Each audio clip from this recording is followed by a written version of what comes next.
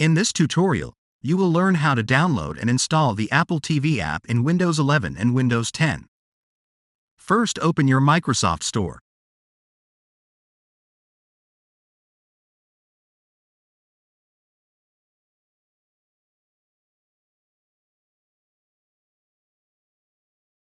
Search for Apple TV.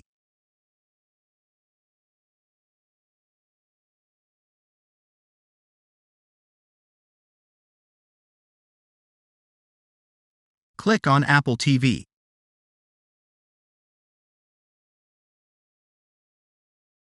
Press the Get button to start downloading Apple TV.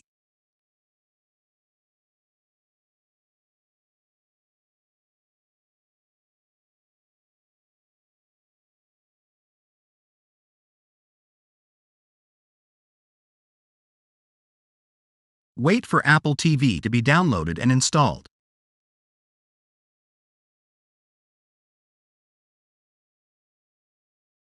Now your Apple TV app should be installed. Now open your Apple TV app.